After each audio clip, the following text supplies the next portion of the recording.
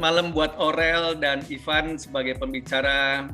Ya, semoga ketika kalian nanti presentasi menghadapi tanya jawab, ini merupakan bagian dari bagaimana nanti untuk membuat lebih baik lagi, bahkan untuk Aurel bisa mengantisipasi yang namanya sidang komprehensif. Ya, karena sidang komprehensif akan dimulai pada tanggal 11 Agustus sampai tanggal 10 Agustus sampai tanggal 14 Agustus ya. Sudah ditentukan tuh jadwalnya ya. Ya, jadi kalau dapat saya juga udah siap kan pertanyaannya apa saja gitu. Oke, saya persilakan yang pertama ya, tadi kami sudah sepakat sebenarnya mau Aurel dulu baru Ivan ya. Cuman saya bilang kasihan nanti kalau yang lebih bagus duluan lalu baru Ivan. Bukan lebih bagus gimana ya, karena ini kelasnya tugas akhir udah pasti lebih bagus. Nah, makanya supaya yang baru stupa berapa nih? Stupa 4 ya. Stupa 4 nggak minder, jadi saya bilang ya Ivan dulu lah. Jadi nggak terlalu shock. Oke, untuk saudara Ivan, saya persilakan. Oke. Bentar ya. Udah kelihatan? Sudah.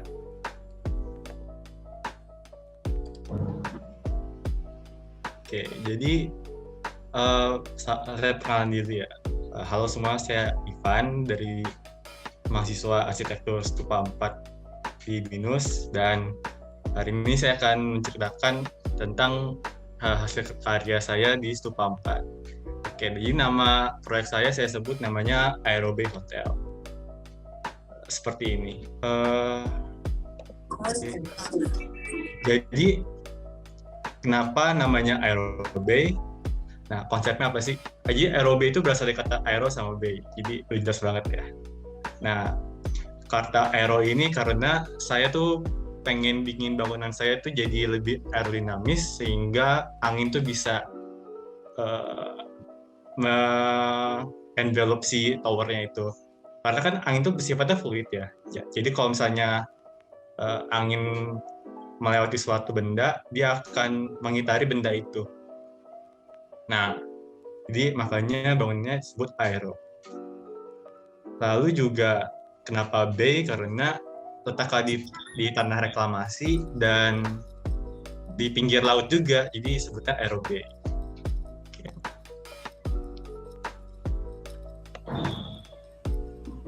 Nah, karena ini ada resort hotel, maka pastinya tentu saja pastinya perlu ada balkon, perlu ada tempat yang menyenangkan, beristirahat. Orang nggak perlu keluar-keluar untuk cari senang-senang. Jadi untuk 2 lantai pertama di bangunan ini saya dedikasiin untuk area bersenang-senang. Dan area atasnya lebih ke arah formal, kayak misalnya ada convention dan lainnya. Jadi fasilitas yang saya sediain itu ada VIP room, ada ballroom, ada lounge, ada juga tempat arcade game, lalu juga ada fine dining di lantai tengah-tengah seperti ini. Terus juga ada sunset infinity pool.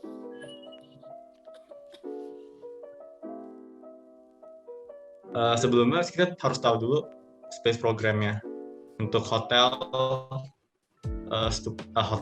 resort bintang 4. Nah, kurang lebih seperti ini. Dan total jenis ruangan kamarnya itu ada 4. Yang pertama standar, lalu ada suite dan suite plus dan presidensial. Ini bedanya apa? Ini cuma kayak standar digabung jadi 2 jadi suite. Terus kalau suite tambah standar satu lagi jadi suite plus, dan presidensial itu gabungan dari 7 standar jadi 1.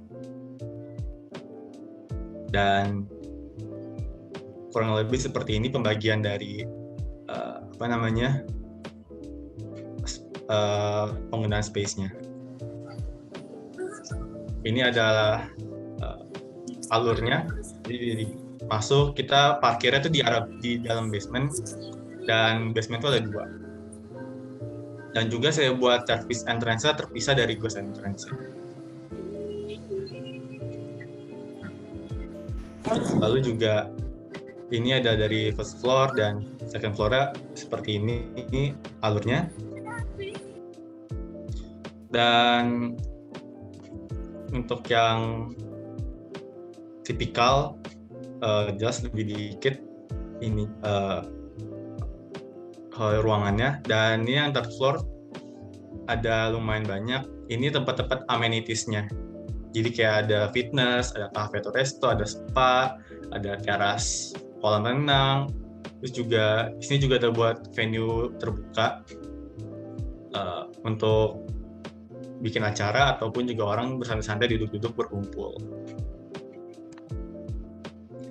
Nah, gimana sih saya bisa bentuk hotel seperti tadi? Ini data sama analisisnya. Jadi kita perlu tahu dulu letaknya di mana sih hotelnya.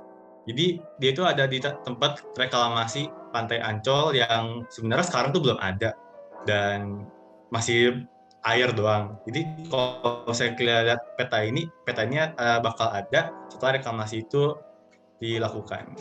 Nah, ukuran site-nya itu ada 7.077 meter persegi dan bisa dilihat ini ketentuan-ketentuan bangunannya seperti di tabel ini.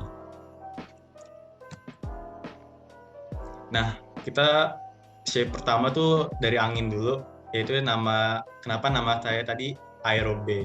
Nah, dari kata aero ini. Nah, karena angin itu geraknya lebih banyak dominan dari timur dan ke arah barat, maka saya arahin dulu mes bangunan saya ngikutin arah angin. Nah, habis itu juga karena dia letaknya di pantai dan minim halangan bangunan, jadi angin-angin itu nggak terpecah belah sama bangunan-bangunan sekitarnya, sehingga otomatis akan lebih sering kenceng anginnya. Makanya saya buat lebih melingkar, lebih melengkung.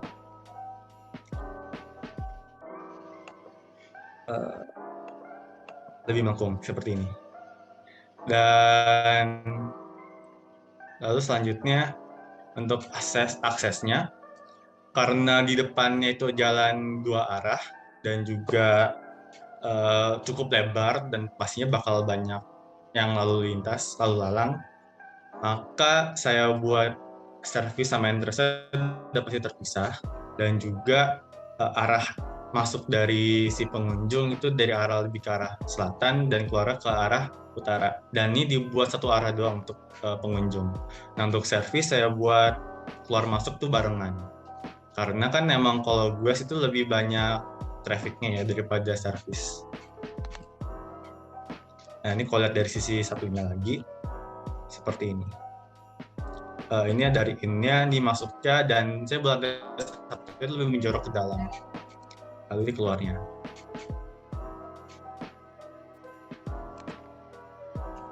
Lalu untuk aspek view-nya nih, nah kalau kita lihat dari side-nya tadi, untuk arah utaranya tuh pastinya ada laut Ancol, dan untuk arah selatannya tuh arah kota Jakarta, dan kelihatan juga ada side Ancolnya, dan juga Gunung Salak. Kalau misalnya kita dari bangunan, kita lihat dari elevasi yang lebih tinggi.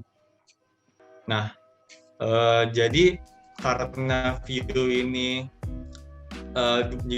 saya anggap 2 yang penting, maka saya arahin juga bangunan saya menghadap ke laut dan menghadap ke kota. Jadi pengunjung bisa memilih mau arah ke laut atau ke arah kota. Nah, tapi kalau misalnya cuma ada arah laut atau kota doang, otomatis pengunjung kayak gimana ya, kayak kurang banyak aja gitu opsinya. Maka saya bikin bangunan itu agak patah gitu, shift gitu. Ada yang lebih geser ke kiri sama lebih geser ke kanan, sehingga kamar-kamar yang di paling ujung, yang di pinggiran tuh bisa dapat 2 view antara laut sama kota.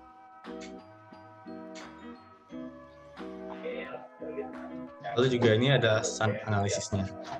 Nah, karena meshing-nya seperti ini, dan kebetulan Indonesia kan di daerah tropis, sehingga arah datang matahari itu nggak berubah banyak, dan rata-rata setiap tahunnya sama, mirip-mirip.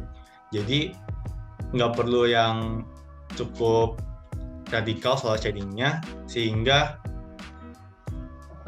cukup diarahin aja sehingga si kamar pengunjung tuh nggak langsung kena matahari saat siang-siang ataupun saat sore atau pagi. Lalu karena saya arahnya seperti ini, arah timur itu nggak dapat banyak matahari, saya cuma kasih jendela kecil supaya pengunjung tuh masih bisa ngeliat juga sunset ataupun sunrise. Untuk presipitasinya. Nah, ini kebetulan juga di project Stupa 4 yang sekarang kita harus kita harus mengaplikasikan konsep rainwater harvesting. Nah, karena Jakarta itu cukup deras ya, kalau hujan dan negara tropis, maka tangkapan hujan itu cukup banyak, sehingga untuk responnya saya bikin area untuk menangkap hujan itu cukup banyak dan luas. Nah, ini kira-kira yang bisa teoritis tercapai. Jadi kayak misalnya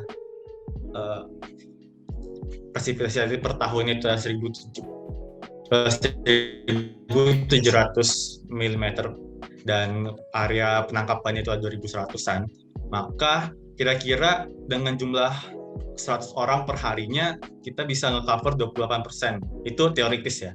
Dan juga apa aja sih air hujan ini dipakainya? Kayak paling ntar kita cuma buat watering garden, terus juga laundry sama WC. Nah, sini kenapa saya nggak masukin buat wastafel, karena air hujan menurut saya agak kurang higienis ya, karena kan udah turun ke tanah atau turun ke roof dan walaupun udah difilter, tapi menurut saya masih kurang aja kalau misalnya terkena mulut kayak ada di wastafel gitu. Jadi lebih cocok untuk 3 ini doang opsinya.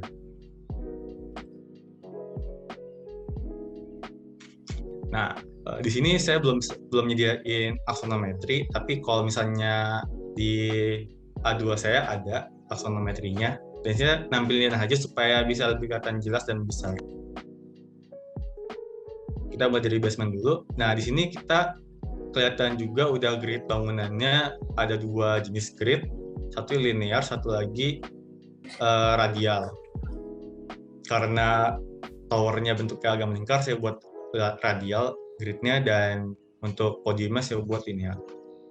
Nah, untuk basement 2 ini ada juga ruang servis untuk sewage treatment sama groundwater tank. Oh iya. Nah, ini untuk naik turunnya ada di samping samping kanan sini. Ini turun, lalu untuk sini ini turun dan sini naik. Untuk basement B1 untuk orang guest pengunjung, mereka masuknya dari arah atas sini, dan ini ada sirkulasinya yang warna oranye. Dan ini untuk akses ke basement 2-nya, lalu untuk keluar dari basement.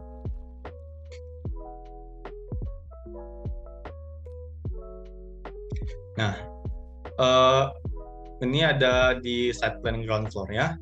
Kita bisa lihat juga sirkulasi servisnya di bawah sini. Nah, kenapa saya bikin servisnya cuma di ground doang? Karena untuk staff itu kan kebanyakan cuma pakai motor doang, dan untuk loading dock menurut saya lebih baik di belakang aja supaya lebih mudah aksesnya, dan tempat parkir juga nggak kemakan banyak untuk pengunjung. Nah, ini tempat parkir untuk si staff dan pengunjung, mereka bisa masuk dari sini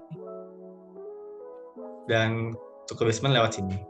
Dan di sini ada keluar basement. Ini adalah area drop off well yang nomor 1 ini. Nomor 2 ini ada lobby-nya. Terus yang nomor 6 ini ada tempat diningnya, all day dining yang buffet itu. Dan nomor 5 ini ada cafe atau lounge. Terus juga di nomor 4 ini adalah arcade-nya, tempat arcade buat anak-anak atau orang ingin menghibur diri dengan games dan permain arcade lainnya. Lalu saya bikin area service-nya tuh di belakang sini semua, ada nomor 15, 12, 13, 14 ini area service. Back of the house-nya maksudnya. Lalu juga yang ini apa sih pojok kecil ini tepat electrical, ada generator backup sama tempat panel yang distribusi listrik. Oh ya, ini yang di pojok ini tangga darurat dari basement. Nah, lalu ada juga saya bikin bakery dan banking di lantai sini, di seberang all day dining. Kita lanjut ke lantai satunya, naik. Nah, ini ada kotak gede sama ini di pojok sini tuh apa sih? Nah, yang pertama saya mau bahas yang dulu. Ini ballroom-nya. Ballroom ini kita bisa bagi 3 dan tiap ballroom itu bisa ukurannya sampai 200 meter persegi. Lalu juga ini apa sih yang kotak-kotak kecil di sebelah ini yang angka 4. Nah, ini ruang VIP untuk ballroom-nya. Jadi kalau misalnya ada nikahan kan suka ada ruang pengantinnya dulu tuh buat ngerias, buat siap-siap, ataupun juga untuk multiguna juga orang istirahat sebelum masuk ke ballroom-nya gitu, MC-nya atau siapanya. Lalu untuk area back of the house di sebelah pojok kiri atas ini. Dan nomor 3 ini yang kotak gede ini tuh music bar. Jadi ntar ada live music, ada jazz dan lain-lainnya. Dan ini kotak-kotak kecil apa sih ini? Ini ruang VIP dari music bar. Nah, untuk yang 7 sama 6 ini ruang medik dan first aid room gitu.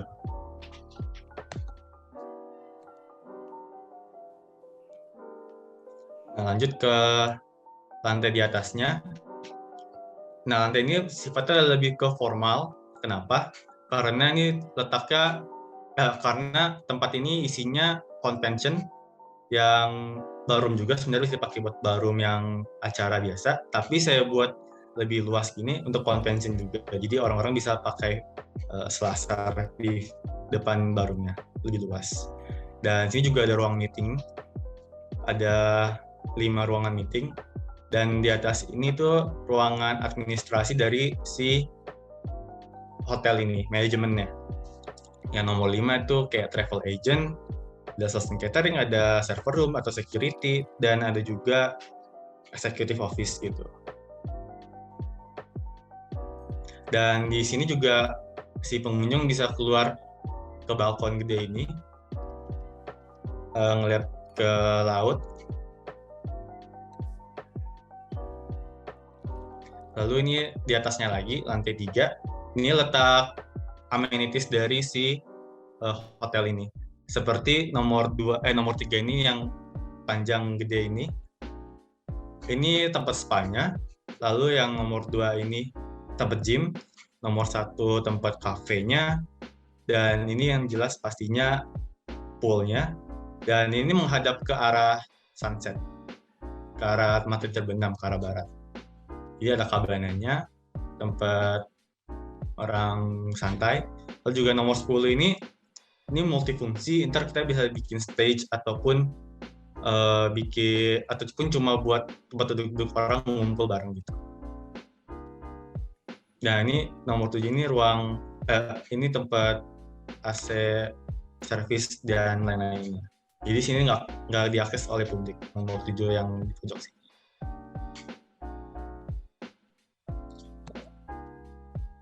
Nah, saya loncat dulu ke lantai 14, ke restorannya. Nah, restoran ini ada dua space. Yang pertama indoor sama outdoor. Nah, untuk wing yang di arah utara, mereka dapat akses balkon dan mereka bisa langsung lihat ke laut. Dan juga dan untuk wing yang di arah selatan, mereka nggak dapat balkon, tapi mereka bisa dapat view kota sama sunset lebih jelas. Karena tempat terbuka ini itu nggak ada obstruksi pemandangan. Oke. Lalu ini tipikal ya. Jadi yang saya jelasin tadi ada beberapa jenis ruangan.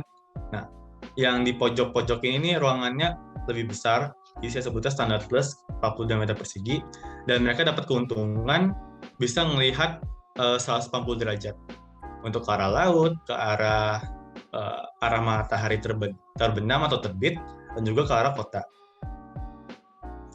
Seperti ini, yang standar plusnya di pojok-pojok kedua wing. Ada 4 jadinya setiap lantai.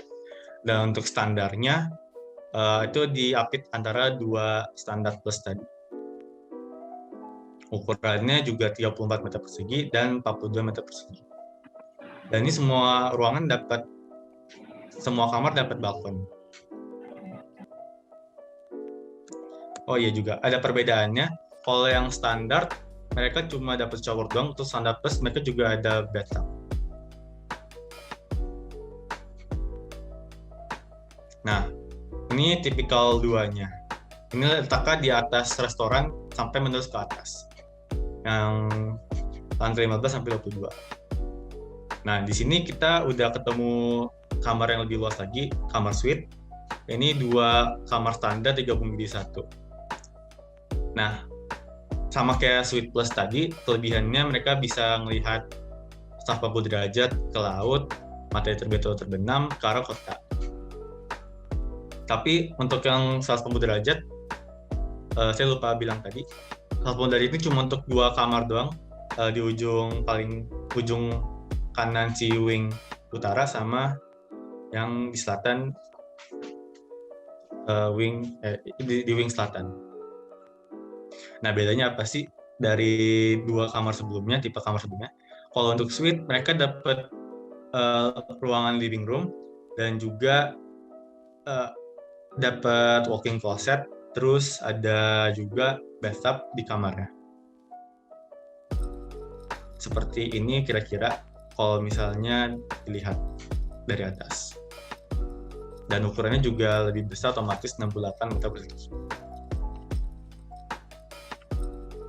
Nah, untuk lantai paling atasnya ini tempat kelas kamar yang paling tinggi. Ada presidential sama suite plus. Dan di sini nyempil juga ada kamar ukuran standar, tapi saya bikin connecting door. Jadi cuma di paling atas ini doang kamar standar dapat connecting door. Nah, untuk kamar suite plus tadi kurang lebih mirip sama kamar suite, bedanya ini ruang tidurnya dipisah dan dipisah sama ruang living room-nya. Dan otomatis lebih besar juga ukurannya, dan si balkonnya nggak cuma di satu sisi doang, tapi ada di 2 sisi huruf L seperti ini. Kita bandingin lagi tadi sama yang suite yang biasa. Nah, suite biasa cuma ada satu sisi doang balkonnya, sedangkan yang suite plus itu ada huruf L gini balkonnya. Nah, untuk presidential nih paling besar. Ini harusnya 200 meter persegian ya, tapi tadi kayaknya salah tulis ini. Nah, di sini apa aja sih dapatnya kamar presidential? Yang pertama ada ruang tamu, di pojok kiri sini langsung masuk ada ruang tamu. Lalu ada ruang living room, sini ruang TV, ada TV-nya, tempat duduk. Dan di ini yang warna biru ini mini theater untuk menghibur si guest-nya.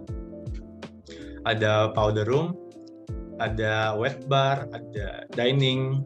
Ini juga ada meja penyajian.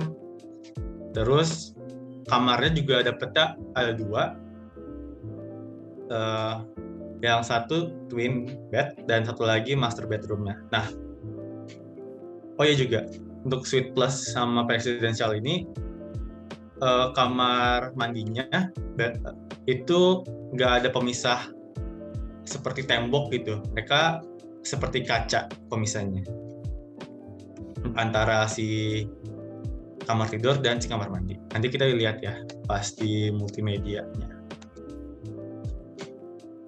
Nah, ini kurang lebih elevation-nya dari utara arah laut menuju ke arah hotel seperti ini. Lalu untuk dari kota, kalau melihat hotelnya seperti ini.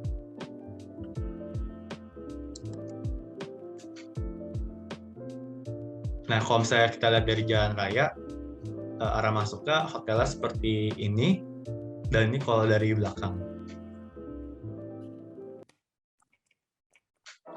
Nah, ini pencuci mata nih. Ini gambar-gambar ruangan yang ada di hotel saya. Nah, ini untuk standarnya seperti ini. Dapat balkonnya dan ada pencahayaan sedikit di lightning di plafonnya. Ini standar plus. Kita bisa lihat juga di area pintu masuk sini dekat kamar mandi, kita di jendela untuk melihat ke arah kota. Dan nggak terlalu banyak bedanya, kurang lebih itu aja untuk standar dan standar plus. Lalu ini untuk suite plus dan suite. Nah, ini yang suite ini kita lihat ya, untuk living room sama tempat tidurnya cuma dipisahin sama kisi-kisi aja. Dan untuk suite plus ini living roomnya terpisah banget seperti ini.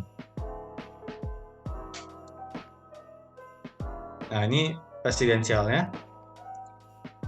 Ini living room presidensial.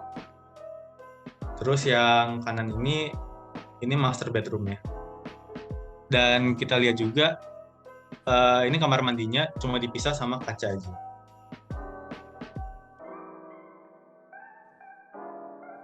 Ini area outdoor fine dining-nya. Lalu seperti ini front entrance-nya, kira-kira kita bisa lihat dari kayak begini, orang masuk, drop off, masuk ke basement ataupun keluar. Ini harusnya ballroom, tapi kenapa bisa drop off?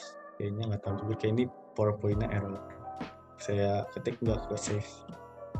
Ini pintu masuk ballroom-nya seperti ini. Oke, lanjut. Nah, ini outdoor area-nya. Ini sunset infinity pula.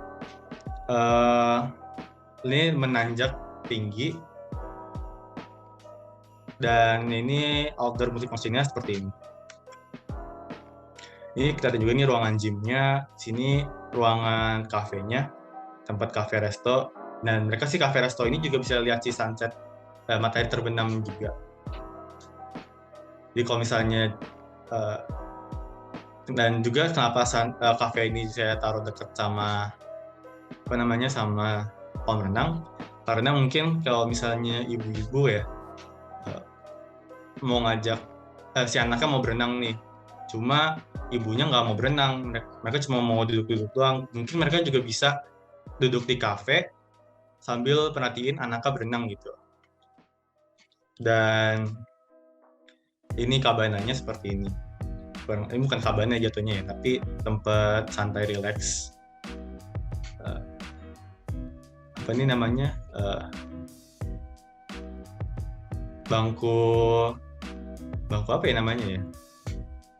Yang bangku biasa di pantai gitu, sama di pinggir kolam renang. Nah, ini kalau misalnya lihat dari atas untuk poolnya dan area outdoornya. Nah, ini ada penutup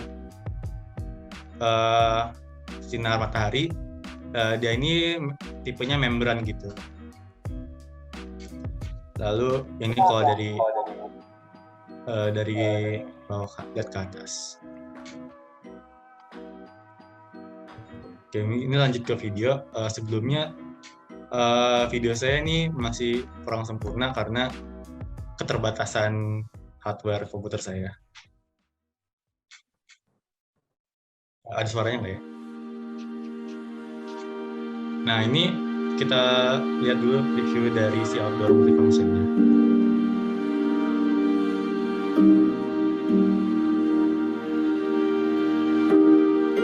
Nah, ini bentuk membrannya seperti itu.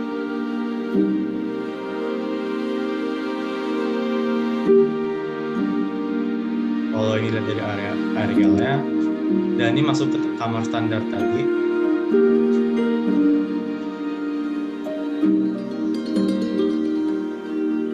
Nah, ini kamar suite yang dipisah sama kisi-kisi doang.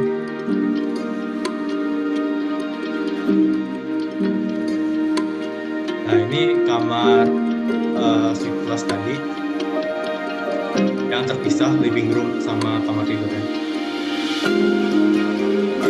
Nah, ini kamar presidensialnya. Ini kamar mandinya cuma dipisah sama kaca doang, sama seperti suite plus tadi. Ini diningnya.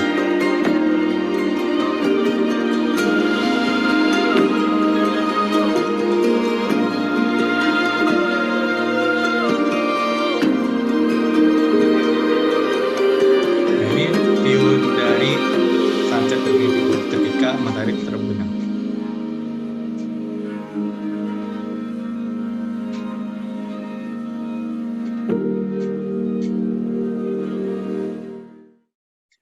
Kurang lebih ini dari hasil presentasi saya. Terima kasih telah mendengarkan. Oke, luar biasa Ivan. Terima kasih Pak. Tampaknya bagus banget ya, tapi nanti kita masuk ke tanya jawab ya. Dan selanjutnya langsung saya serahkan waktu dan tempatnya ke Aurelia Tumiwa. Silakan Aurel. Halo, oke. Terima kasih Pak. Bentar ya, aku share screen dulu. Namanya masih Aurelia Tumiwa ya, belum ada sambungan belakangnya. Belum ada. Oke, udah kelihatan? Sudah. Nah, ini hitam-hitam ya? Ya, oke. Catat. Oke. Selamat malam semuanya. Selamat malam Pak Michael. Sekarang aku mau presentasiin sedikit soal skripsi aku. Sebelumnya perkenalan dulu. Namaku Aureliana Tumiwa. Aku binisian 21, sekarang aku semester 8. Dan udah selesai sih gambar-gambar skripsinya, tinggal tunggu sidang kompre. Jadi kayak tadi Pak Michael bilang, ini kayak latihan sidang gitu. Jadi untuk project, aku ambil bikin pet center. Judul di paper adalah pet center dengan pendekatan ventilasi alami di Jakarta Barat.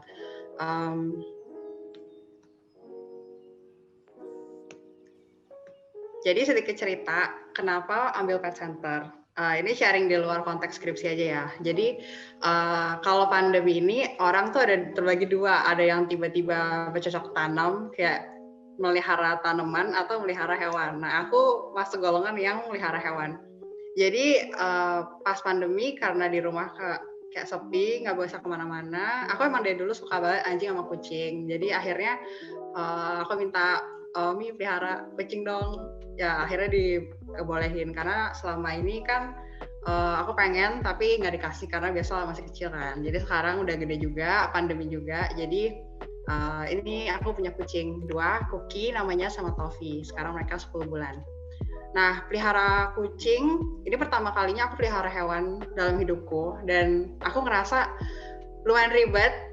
Kucing ataupun anjing perlu banget banyak kebutuhan. Kalau misalnya sakit, vaksin harus ke dokter hewan. Mereka juga beli makan juga harus beli di pet shop. Mandi juga harus beli sampo-nya sendiri di pet shop. Dan aku jadi mikir, aku kan sekarang di sini di Manado. Tempat masih luas, ruang terbuka masih besar. Mereka tuh masih bisa lari-larian gitu. Tapi aku jadi mikir, orang di Jakarta yang punya anjing sama kucing gimana ya? Jakarta kan udah padat banget tuh, rumahnya juga kecil-kecil, ruang terbuka hijau juga nggak ada kan. Jadi kasihan juga ya kalau misalnya mereka tuh nggak punya open space gitu. Lalu aku mikir, kita ke dokter di tempat sendiri, kita ke green open space di tempat sendiri, kayak di Como Park gitu kan, atau di CP, kita beli pet supplies di tempat sendiri. Kenapa kita gabungin di satu tempat itu full nyediain semua kebutuhan untuk anjing sama kucing kalian. Di situ tercetus ide, oke, bikin pet center. Nah, tapi kalau skripsi itu nggak cuma perlu idenya mau bikin apa doang, tapi perlu ada problem terkait dengan tipologi bangunan tersebut. Kita mau nyelesain apa sih, problem apa sih yang biasanya muncul dari tipologi bangunan tersebut. Nah, jadi kalau aku lihat di Indonesia, khususnya di Jakarta, fasilitas hewan itu paling banyak minusnya di kurangnya penghawaan atau ventilasi. Menurut Indonesia's Public Health, ventilasi atau pengudaraan tuh berada di angka 1 meter per detik minimal. Nah, jadi aku ngelakuin studi di RSHJ Ragunan. Aku cari denahnya di internet karena aku di Manado, pandemi kan.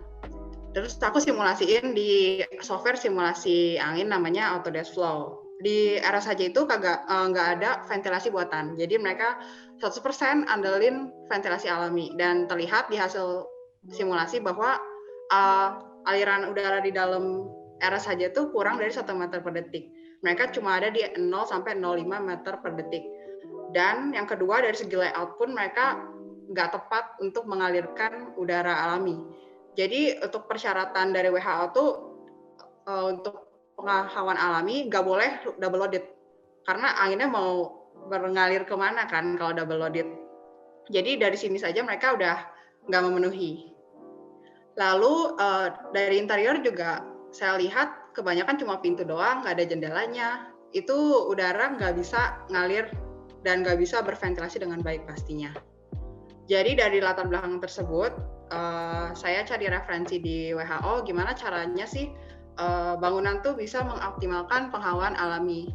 Di WHO juga ditekankan fasilitas kesehatan tuh harus banget punya penghawaan alami sebagai kontrol terhadap penyakit juga. Jadi dari situ visi misi dari proyeknya pertama obviously wind building performance. Nah, dari beberapa opsi yang dikasih WHO, saya pilih namanya solar atrium dan efek venturi. Lalu yang kedua itu transparansi. Ini aditif terhadap ventilasi. Dengan adanya transparansi itu juga dapat meningkatkan sanitasi karena bahan yang transparan atau sesuatu yang transparan dia akan meningkatkan pencahayaan ke dalam bangunan tersebut kan. Lalu yang ketiga adalah community pet park. Ini berkorelasi sama latar belakang saya yang pertama sekali, yaitu menyediakan ruang terbuka bagi anjing dan kucing untuk bermain, dan juga sekaligus sebagai ruang publik untuk Jakarta dan lokal konteksnya di site. Untuk wind building performance, yang pertama saya pakai solar atrium. Nah, kalau menurut WHO tuh solar atrium adalah void berukuran besar yang sengaja dihangatkan sehingga menarik angin keluar karena perbedaan temperatur. Jadi kalau diilustrasikan kan di atas tuh pasti panas karena matahari kan. Lalu jika bagian bawahnya itu untuk pet park, which is correlated sama latar belakang yang pertama, itu pasti temperaturnya lebih dingin dan ada perbedaan temperatur yang signifikan antara bagian atas dan bagian bawah. Jadi udara tuh kalau hangat dia partikelnya lebih jarang, sementara udara dingin partikelnya lebih padat. Dan partikel padat ini akan mengisi partikel yang lebih ringan tersebut. Jadi udara yang di bagian bawah itu akan naik ke bagian atas. Lalu yang kedua saya menerapkan efek venturi. Oke, udah tahu bahwa harus bikin void di bangunan. Cuma voidnya ini mau lurus aja atau mau bikin beda ukuran atau gimana. Nah, efek venturi ini kalau misalnya teman-teman ingat pas SMA, kalau kita pegang selang terus kita tekan permukaan selangnya itu kan airnya bakal lebih kenceng kan. Begitu juga dengan udara. Udara sama aja kayak air fluida. Jadi kalau ada pengecilan penampang itu akan meningkatkan kecepatan udara tersebut. Jadi dengan aplikasi seperti itu, saya menerapkan efek venturi pada void berupa ukuran void yang semakin ke atas semakin membesar. Dari 5 meter, 10 meter, 13 meter, sampai di atas 16 meter. Dan ini adalah hasil simulasi menggunakan Autodesk Flow. Saya bikin 3 mockup. Yang pertama mockupnya 5 meter, yang kedua mulai dari 8 meter, sama yang ketiga mulai dari 12 meter. Terlihat bahwa yang paling punya wind speed yang paling kencang itu di inlet size-nya 5 meter. Selain itu juga, selain sebagai hasil penelitian, saya juga berusaha supaya penelitian ini tuh jadi key point dari desain. Ada fitur-fitur kayu di void ini itu terinspirasi dari jendela kepriak Betawi karena ini site di Betawi dan itu juga mengusung unsur lokalitas. Sekaligus jendela itu kan istilahnya nenek moyang dari gimana kita berpikir soal ventilasi alami pada bangunan. Lalu selain itu juga saya menerapkan research di interiornya. Jadi ada 3 layout ruang rawat jalan itu menggunakan layoutnya seperti ini, di mana meja periksa ini akan dibuang langsung ke area selasar. Jadi dia tidak akan mengenai badan pasien, badan pemilik hewan manusia di sini. Jadi dia langsung dibuang keluar. Lalu yang kedua itu ruang surgery, di mana aliran udara itu bisa dibelokkan kalau posisi jendela itu saling bersilangan. Lalu yang ketiga itu ruang rawat inap, di mana jendela yang diperlukan tuh besar-besar dan banyak untuk meningkatkan penghawaan alami pada ruang tersebut karena intensitas hewannya banyak nih di sini. Lalu masuk ke site-nya saya pilih di Kembangan, Jakarta Barat. Site-nya itu persis di depan kantor Wali Kota Jakarta Barat. Lalu untuk ide masingnya, yang pertama ini tapaknya, terus yang kedua kalau misalnya tipologi bangunan biasanya tanah, terus ada bangunan, ada fungsi, lalu sisanya jadi KDH. Terus saya pikir kan konsep park itu kan sangat kenceng kan, yang saya pengen tekanin dalam proyek ini. Gimana caranya memaksimalkan green plot-nya? Kalau kita angkat bangunannya ke atas, maka bagian bawah itu full bisa untuk green space. Tapi problemnya kalau fasilitas kesehatan harus ada namanya zona emergensi, di mana itu nggak boleh dibawa ke atas. Jadi dinaikin lagi parknya ke lantai 2, jadi emergensi di lantai bawah. PR-nya gimana caranya supaya kita nge-blend pedestriannya ini sama lantai 2 ini. Jadi untuk membuat pedestrian friendly design, masa bangunannya juga dibelah mengarah ke arah hook sini. Jadi bisa terlihat lebih istilahnya inviting untuk pedestrian dan local context. Terus untuk bangunannya sendiri juga diinterseksi dengan solar atrium dan efek Venturi tadi. Kalau dipotong, maka dia akan jadi melengkung seperti ini karena harus disesuaikan kan desainnya. Lalu finalnya jadi kayak gini kira-kira skematik desainnya. Terus site overview, ini lokasinya kalau ada yang kepo bisa scan barcode-nya, dia langsung ke Google Maps. Terus ini site boundaries-nya aku cepetin aja kayaknya. Dia di sebelah Kejaksaan Negeri, kantor wali kota, sama Damkar. Terus yang kedua ini GSB-nya, site index-nya seperti itu. Terus koefisien dasar bangunannya 60. Terus KLB-nya 3,5. Dia maksimum 6 lantai. KDH 25. Jadi implementasinya kayak gini. Oke. Untuk saya analisis, sirkulasi dibuang ke jalan, sirkulasi mobil dibuang ke jalan Pulau Kelapa nomor 6. Karena aku pengen depannya ini bisa lebih full untuk pedestrian, jadi nggak intersection sama kendaraan bermotor. Untuk servis dibuang ke belakang, langsung masuk rem ke B1. Untuk pedestrian, bagian depan ini full kebuka untuk pedestrian dari mana saja. Bahkan kalau misalnya ada orang jalan kaki dari sini ke sini, itu bisa melewati site. Jadi bisa langsung cross melewati site. Lalu untuk emergency circulation dibuat pakai jalur cepat melalui jalan Kembangan, dia masuk terus dia ngolongin gitu, baru ini area emergensinya. Terus ini sunpad kayak biasa. Ini pakai perforated panel di bagian sini karena barat, sementara di sini bagian timur dibuat ngebuka, jadi bisa lebih dijemur bangunannya. Terus view from side, view terbaiknya ada di mana. Terus view to side, view ke site-nya memang paling menarik di bagian hook ini dibikin. Terus noise paling banyak di jalan raya, jadi dikasih buffer vegetasi. Wind ya jadi topik aku paling banyak di arah timur dan barat itu equal sama kencangnya. Untuk program ruang, jadi program ruang untuk bangunan ini ada 9 zona. Dan dibagi jadi bubble diagram kayak gini, digabungin semua dengan fasilitas padpak tuh jadi core-nya lah dalam bangunan, jadi pusatnya. Dan kalau dibikin masing bloknya, implementasinya bakal jadi kayak gini. Nah, ini penyusunannya ini yang upper level. Ini yang lower level, ini dari lantai 1 ke bawah, dari lantai 2 ke atas. Jadi terlihat kesannya tuh bangunan ini diapit sama taman, terus ini tengahnya fasilitas. Bagian atas tuh fasilitasnya lebih ke non medis karena biar dia bisa connect langsung ke rooftop. Bagian tengah ini yang full untuk medis, kayak ruang rawat jalan, ruang rawat inap, ruang operasi, di sini semua yang pink sama biru. Lalu merahnya core, terus bawahnya ini pet park. Nah, di bawah sini ada lobby sama communal area gitu. Lalu di bawah bagian B1 B2 itu khusus untuk parkir dan loading dock. Terus ini block plan-nya. Nah, ini side plan-nya. Jadi jadi untuk pedestrian dia full bisa jalan dari depan, masuknya juga dari tangga-tangga, jadi pedestrian dari jalan itu bisa langsung. Ini ada trotoar juga bisa connect, tapi ini kayak staff only gitu, karena dia langsung masuk ke emergency.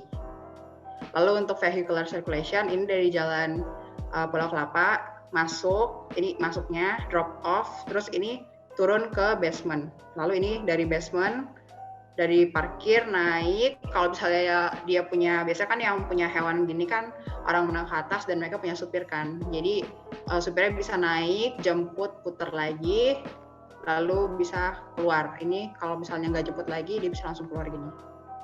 Lalu ini kayak denah vegetasinya, di depan ini ditaruh water fountain supaya mengurangi noise dari mobil yang drop off gitu. Nah, ini programnya. Jadi lantai pertama ini drop off sini, lobby, core-nya ada 2 di sini sama sini. Ini emergency. Jadi kalau misalnya jalur mobil dia masuknya gini. Kalau emergency dia ke sini. Ini full zona emergency dan radiologi. Untuk radiologi juga di rumah sakit nggak boleh dibawa ke lantai 2, harus di lantai pertama karena dia menghasilkan medan magnet yang besar. Jadi listriknya tuh harus langsung dibuang ke tanah gitu. Terus ini lantai 2-nya itu ngeblend sama lantai pertama. Jadi supaya tetap kesannya tuh pedestrian friendly banget. Jadi dari lantai pertama ini entrance-nya langsung kayak grand staircase. Ini ada area untuk pet park. Lalu ada dog pool, kolam untuk anjing. Terus ini ada pet shop 2 lantai. Lantai pertama itu buat anjing, lantai kedua buat kucing. Lalu yang depan ini agak fleksibel, bisa buat disewa untuk tenan. Bisa juga untuk kayak kafe. Untuk lantai ketiga ini full fasilitas medis, tapi di depannya ini untuk kafe kucing. Soalnya di depan ini agak sayang untuk kasih fasilitas yang servis karena view-nya bagus. Jadi ini ruang jalannya. Ini yang biru ini seperti back of the house tapi untuk dokter. Jadi kalau hotel kan back of the house untuk staff hotel, kalau dokter tuh punya back of the house yang kita nggak pernah bisa masuk situ. Nah itu. Lalu ini adalah ruang tunggunya. Nah untuk lantai 4-nya ini ada mezzanine cat cafe-nya juga. Jadi dari bawah ada tangga naik ke atas.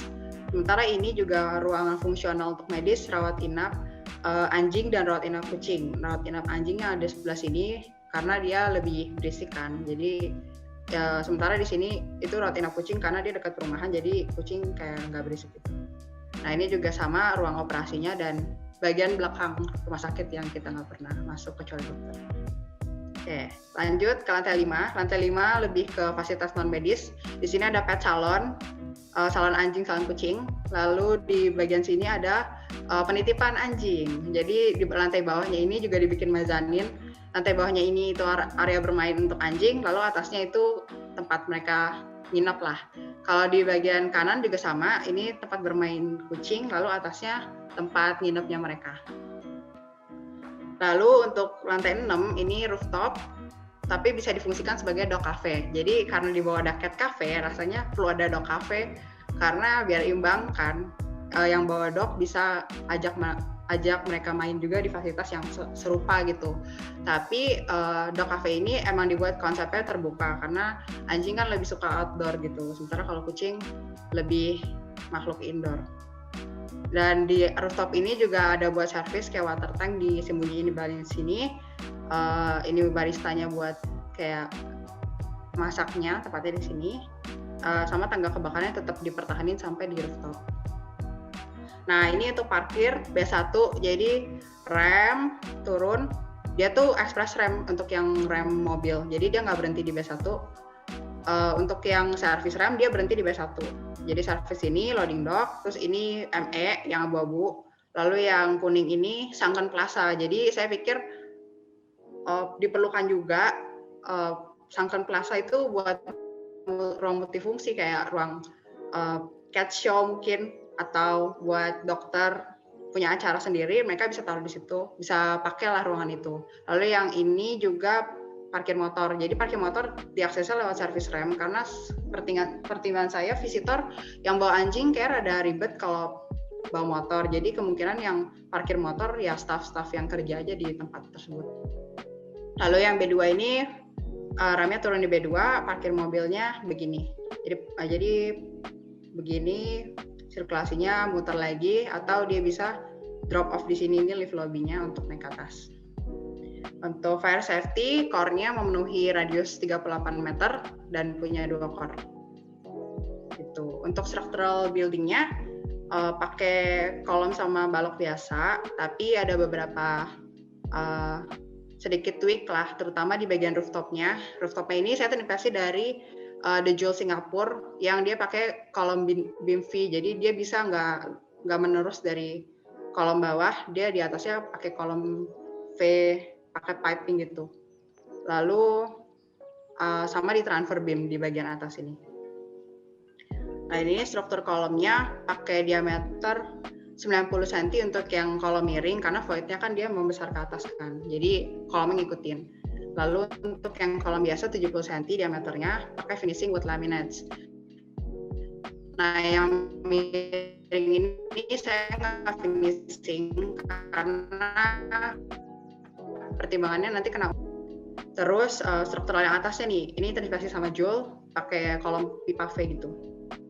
Terus strukturalnya ini pakai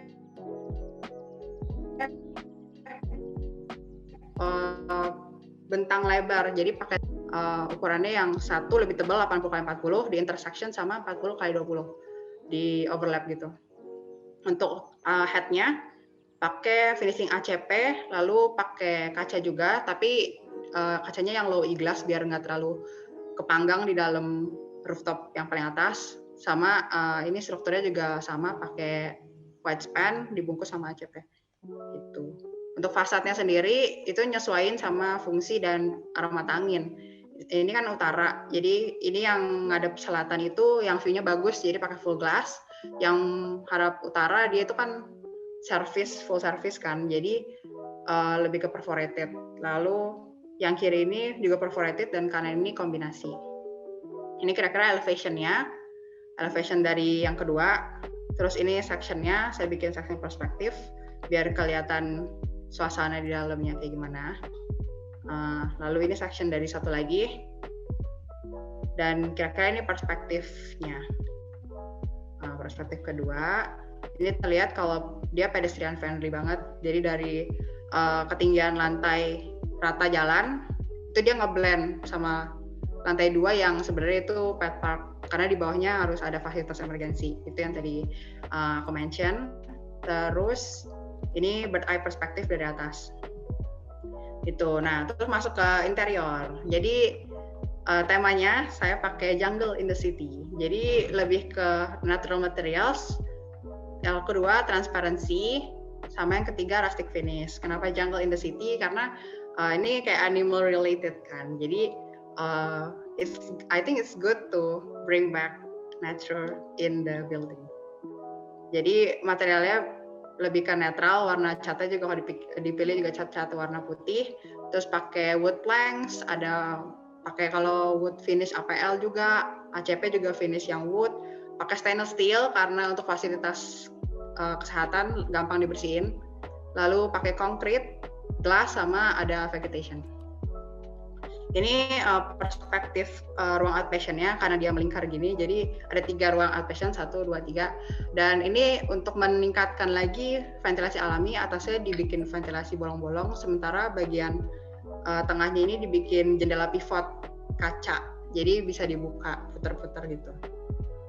Lalu ini suasana dalam dari interiornya, outpatient, rawat jalan, kira-kira kayak gini layoutnya. Ini ruang meja dokternya, terus ini meja periksa. Ini ada wastafelnya juga, sama ada timbangan gitu. Terus ini di lantai 5 ada dog hotel sama cat hotel. Terlihat ya kalau misalnya ini void-nya makin atas tuh makin membesar gitu. Dan ini perspektif yang di level paling atas, ngelihat Grand Solar Atriumnya gitu. Itu saja dari aku. Mungkin aku mau putar video, boleh ya?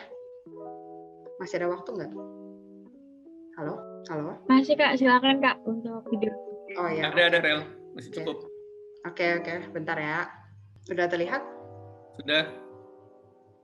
Sudah, oke.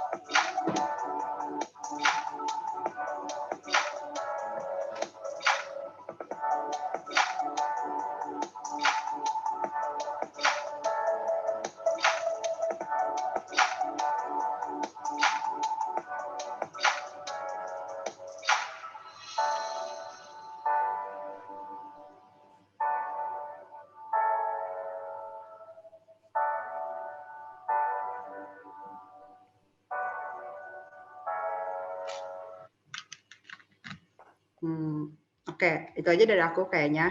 Kalau misalnya ada yang mau kontak, aku bisa dikontak di IG, nama IG ku Aurelia S. Gitu aja dari aku. Terima kasih. Oke, luar biasa Aurel. Keren. Tapi buat Ivan, kamu jangan terlalu terus langsung jadi kecil hati. Ini normal. Kenapa? Karena beda angkatannya 2 tahun. Ya, dan lagian ilmu pelengkapnya kan udah beda. Mahasiswa-mahasiswi ataupun teman-teman dosen yang mau bertanya, tolong dijelaskan pertanyaannya ditujukan ke siapa ya. Saya sambil lihat ini semuanya banyak pujian-pujian aja nih, belum ada pertanyaan nih saya lihat nih. Ya. Silakan. Mau tanya langsung juga boleh, langsung. Silakan. Nggak usah lewat chat. Semuanya baru pujian yang di chat nih. Wonderful, keren banget Kak Aurel, keren dua-duanya. Yuk silakan dong yang mau tanya. Mungkin aku mau tanya Pak untuk Kak Aurel. Ya. Untuk, tunggu siapa nih yang nanya nih? Oh Adil ya? Adila. Okay. Saya mau tanya untuk Kak Aurel. Aplikasi apa sih Kak yang untuk modeling sampai bikin panelnya mungkin bisa di-share ke kita-kita nih yang baru coba-coba aplikasi. Thank you Kak. Oke. Jadi kalau aku sih pakai SketchUp, AutoCAD, mulai dana aku selalu AutoCAD. SketchUp itu untuk purely modeling, walaupun tadi modelnya kayak agak kepelintir gitu, itu masih tetap bisa dikerjain lah pakai SketchUp. Terus render aku pakai Enscape karena laptopku nggak kuat Lumion. Photoshop sih, banyak di Photoshop karena mau render dari software manapun menurut aku nggak akan bagus gitu, jadi pasti harus di Photoshop. Udah sih itu aja. Ada lagi? Dia ada yang nanya nih, untuk Cici Aurel gimana caranya bagi waktu Cici kuliah? Dikira dikelodok ya. Pakai bahasa Indonesia dong, kakak gitu. Kalau Cici mah di Glodok ada. Ini Cicinya di Manado lagian, bukan di Glodok. Oke Rel, silakan dijawab Rel. Sebenarnya aku juga nggak terlalu jago bagi waktu. Kayak kalau mau dibilang aku deadliner sih. Kayak tadi perspektif 3 terakhir itu aku kerjain dari siang, bener-bener baru jadi. Tapi kalau misalnya bagi waktu, mungkin set goal sih. Kadang-kadang kalau misalnya aku bilang, oke, jam 5 kelar, emang dikerjain gitu. Pasti kelar jam 5. Harus di set goal, jangan mikir, oh masih banyak waktu, itu nggak bakal beres sih. Kalau aku gitu. Oke. Ini ada lagi nih, yang mau nanya Ucup katanya. Malam, nama saya Yusuf, mau nanya kepada Kak Aurel, mengapa lahan sebesar itu hanya dimanfaatkan untuk hewan anjing dan kucing? Kenapa tidak dibuat untuk lebih lengkap untuk hewan lain seperti reptil? Ya, silakan dijawab. Panjang juga, oke. Dan saya juga ingin bertanya, apabila ada apabila ada pengunjung yang hanya ingin sekedar datang tanpa peliharaan menggunakan motor, nanti akses parkirnya bagaimana? Karena parkir motor hanya disediakan untuk karyawan. Oke, itu saja. Oke, kenapa cuma kucing sama anjing? Karena kucing dan anjing itu mengcover 60% kepemilikan, more than 60 dari Jakarta tuh mostly punya kucing dan anjing. Lalu yang kedua, sebenarnya fasilitas yang lain tuh butuh banyak sekali program tambahan gitu. Jadi supaya tidak meribetkan saya karena saya skripsi, jadi kucing dan skopnya dipersempit lah, jadi khusus kucing dan anjing gitu sih. Sama dokter hewan tuh kalau nggak salah kayak nggak semuanya gitu loh bisa. Ada yang kayak ikan mereka nggak bisa gitu. Jadi ya udah fokus aja di kucing dan anjing gitu. Aku sih lebih pengen kerjain hal yang dikit tapi bagus gitu daripada pengen nge-cover semua tapi kayak jadinya biasa aja. Terus yang kedua pertanyaannya ada ya tadi ya. Ada lagi Rel. Apa sih? Untuk Kak Aurel dan Kak Ivan katanya gimana cari ide tuh? Kok bisa dapat ide seperti itu katanya? Ivan dulu deh yang jawab. Aku terus nanti. Evan, silakan Van. Kalau dari saya sih ide baru paling ini ya. Yang pertama sih lihat Arch Daily dulu. Kan cukup banyak tuh ide-ide baru kan nongol, apalagi kalau misalnya hotel, spa atau galeri, bangunan yang middle rise kan banyak banget. Rumah juga banyak banget di Arch Daily. Terus juga cara kedua nanya-nanya temen sih progresnya sampai mana. Siapa tahu bisa, oh iya bagus juga idenya gitu, inkorporasi gitu, jadi kan lumayan. Terus kalau dari aplikasi tertentu sih kayaknya enggak gitu dapat, paling kayak iseng-iseng, oh bagus juga bentuknya, ya udah dipakai aja gitu sih paling kalau dari saya. Oke, terima kasih Van. Lanjut Rel, silakan Rel. Kalau ide biasanya dari mecahin solusi dulu sih. Kayak tadi aku mulai presentasi aku kan karena hal yang personal, aku ngerasain gitu. Emang harus ada fenomenanya dulu, terus ada problemnya, terus desainnya gimana nih, biasanya kayak gitu. Itu untuk awal konsep banget ya. Tapi kalau udah masalah taste, desain, material board, itu juga sama sih kayak Ivan. Lihatnya dia di Pinterest gitu. Sama lihat-lihat arsitek lain sih kayak mungkin ada arsitek yang kamu suka, gaya desainnya kayak mirip sama kamu gitu. Ya lihat-lihatin aja mereka terus gitu. Pasti nanti keluar ide lagi gitu. Oke, semoga cukup ya. Ini berikutnya ada lagi penanya nih. Nama saya Meta, ingin bertanya Kak Aurel dan Kak Ivan, fase apa yang kalian paling ribet, yang kalian rasa paling ribet dan berat saat membuat proyek ini? Sambung sekaligus dengan Tatanya ke Ivan dan Aurel juga. Kakak bikin penempatan struktur dulu, baru bikin denah atau fasad, atau sebaliknya? Dan untuk Kak Ivan, kok bisa kepikiran penempatan kolomnya kayak gitu? Dan tips nempatin kolom rapi gitu gimana ya Kak ya? Makasih. Oke. Silakan. Mungkin siapa dulu nih? Ivan dulu, Ivan. Oke. Coba tadi pertanyaan yang pertama dulu ya. Fase apa paling ribet? Yang pasti tadi awalnya sirkulasi sama struktur bangunan sih. Sirkulasi, wah ribet banget. Apalagi hotel mesti bikin jalan tikus buat si servisnya, supaya gak ketemu sama pengunjung langsung nyampur gitu kan. Agak ribet sih untuk sirkulasinya. Nah, strukturnya sulitnya karena tadi bangunan saya kan ada 2 grid gitu ya. Jadi agak bingung soalnya kan baru untuk saya tuh konsep 2 grid gitu, apalagi pertama kali proyek stupa 4 langsung 2 grid, jadi agak bingung itu sih yang paling ribet. Nah itu kalau misalnya mau cara menanggulanginya, ya sering-sering nanya dosen sih, jadi gimana Bu kalau misalnya begini, gimana Pak gitu.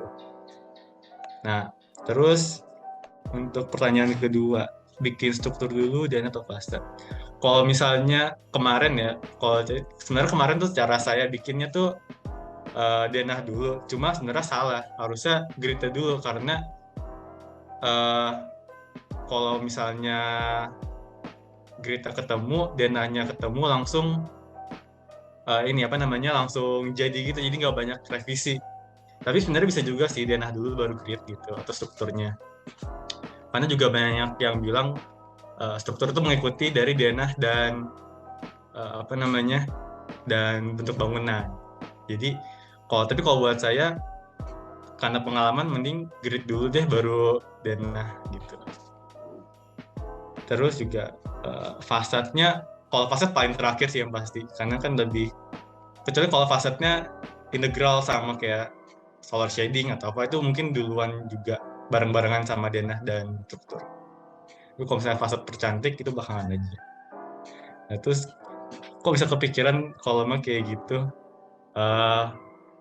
Pertama sih agak berantakan, jujur awal tuh berantakan banget kolomnya, nggak rapih dan kayak tiba-tiba ini muncul kolom terus itu nggak ada kolomnya, kayak ini gimana nyambunginnya ya. Habis itu kan dari grid yang lurus-lurus terus tiba-tiba yang melingkar kan juga agak bingung tuh.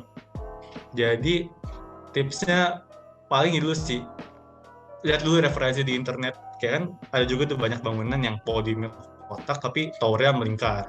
Terus juga nanya ke dosen. Kemarin saya dapat pencerahan tuh dari dosen stupa saya, Pak Nugi sama Bu Nina. Habis itu tips kolom rapi mesti kita mesti dulu tahu apa ya,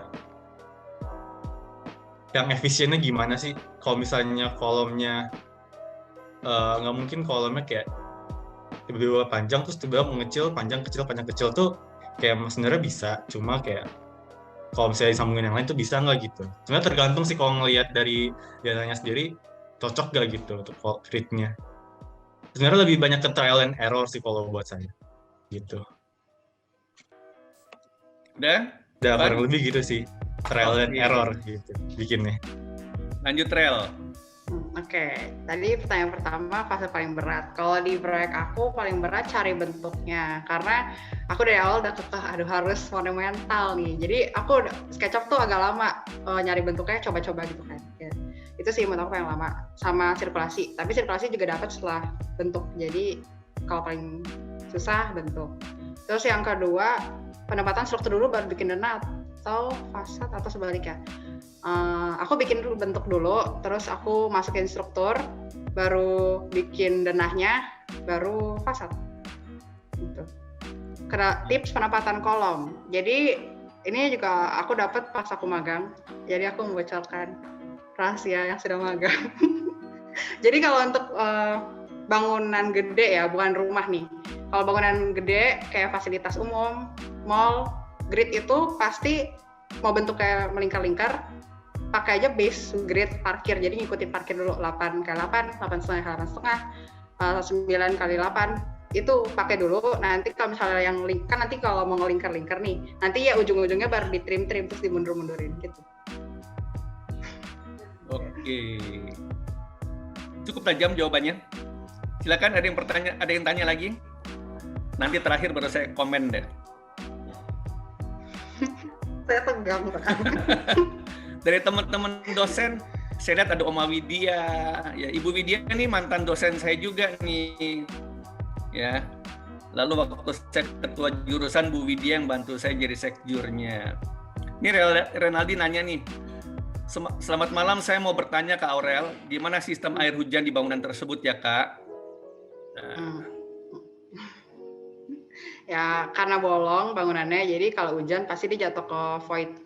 Nah tapi biar nggak terlalu tampias, tadi di void itu aku kasih drainase dulu, terus kasih gravel, kerikil, baru parket kayu, baru keramik. Jadi pasti basah, tapi setidaknya udah berusaha meminimalisir tampiasnya di interior. Kalau untuk hujan itu sendiri, dia kan turun ke lantai 2 itu petpark kan, ruang hijau juga, jadi sebenarnya nggak ada masalah. Ya, oke. Silakan para mahasiswa-mahasiswi, ada Pak Weli, ada Bu Widya, ada Bu Indra, ada siapa lagi di sini? Ini Pak Denny ada nggak ya? Harusnya ada nih ngawal di sini.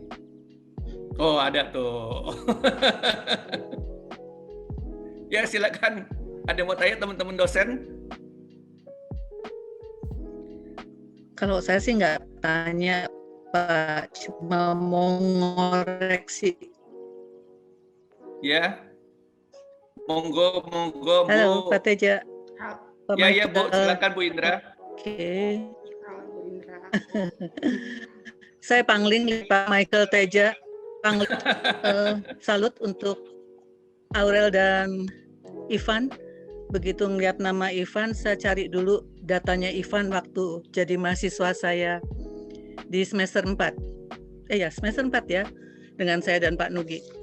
Saya pikir, oh pantaslah, dulu memang nilainya hampir sempurna dengan kami, gitu. Jadi selamat.